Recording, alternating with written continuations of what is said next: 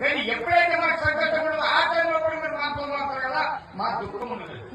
అందువల్ల మహారాజ్ చెప్పింది సందేశం మంచిగా విన్నారు, చెవు నిండి అందరు విన్నారు.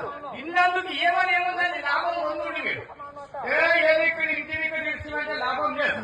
ఒక్కసారి జన్మం వచ్చినాక అంతా మహారాష్ట్ర వచ్చిండు, అక్కడ శరీరం వికలాంగులు దాని భాష్యం అమృతమంత్రిగా చెప్పిండు అందరికీ కళ్యాణం కావాలి. ప్రతి సంవత్సరం జగదీష్ మహారాజుకి చెప్పాలి, ప్రతి సంవత్సరం ఈ కీర్తన కావాలి. ఇది మేము కూడా జగదీష్ మహారాజుని మేము కూడా ప్రార్థన చేసి చెప్తున్నాం. ఎందుకంటే ఇటువంటి శబ్దాలు ఒక్కసారి కాదు 4 సార్లు వింటే ప్రతి ఒక్క మానవునికి జ్ఞానం అనేది ఉద్భవిస్తుంది. మళ్ళా లోపలికి దుర్గుణాలని చెడిపోతాయి, ఉన్న చెడు గుణాలని నాశనం అయిపోతాయి. అందువలన మానవ జీవితంకు ఒక సందేశం ఇచ్చిండు మహారాజ్, అంటే చాలా మంచి సందేశం ఇచ్చిండు. నాకు మహారాజ్ పేరు నాత హే ఏకనాథ్, ఎంతకి ఏకనాథ్ మహారాజ్ ఉండే, జనార్దన్ గురుమావుడు ఉండే అతనికి. ఇతను కూడా నాథ్ మహారాజే, ఇతని పేరు కూడా నాథ్ మహారాజ్, ఏకనాథ్ మహారాజ్ ఇతని పేరు కూడా.